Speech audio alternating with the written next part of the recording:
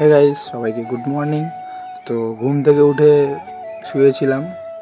মা এদিকে বলে কাঁঠাল পাড়া দিয়ে একটা মা নাকি বলে কাঁঠাল সবজি রান্না করবে। তো তোমরা কে কে কাঁঠাল সবজি পছন্দ করো অবশ্যই কমেন্টে বলবা। আর এদিকে কাঁঠাল পাড়া হয়ে গেছে আমার। আর এদিকে বাবা কালকে বাজার থেকে তরমুজ নিয়ে আসছিলো, এখন যা গরম। তো এদিকে আমি তরমুজটা ধুয়ে নিয়ে কেটে ফেলি। আর এদিকে ঠাম্মাকে দেই, ঠাম্মা নিল একটা। আর এদিকে কাকিমাকে দিয়ে আমিও খাওয়া শুরু করে দিয়েছি। আর তোমরা কে কে কোথা থেকে আমার ভিডিওটা দেখছো অবশ্যই কমেন্টে বলবা। আর এদিকে বাড়ি এসে দেখি বুনুরাও সেই খাওয়া শুরু করে দিয়েছে। আর এদিকে একটা বন্ধু ফোন করে বলে কি ভাই ক্রিকেট খেলবো চলে আয়। তো মা হঠাৎ করে ডেকে বলে মা কুমড়া লাগাইছিল, তো কুমড়া গাছটা নাকি মরে গেছে।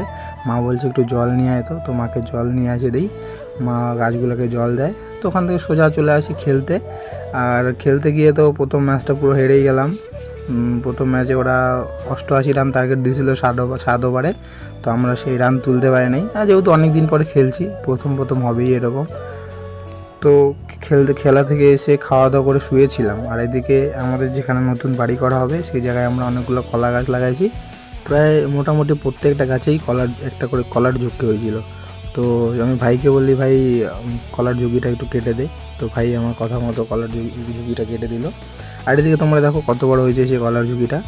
আর সেই কলার ঝুঁকিটা আমরা বাবাকে দিয়ে দিই, বাবা সেটা বাজারে নিয়ে যাবে।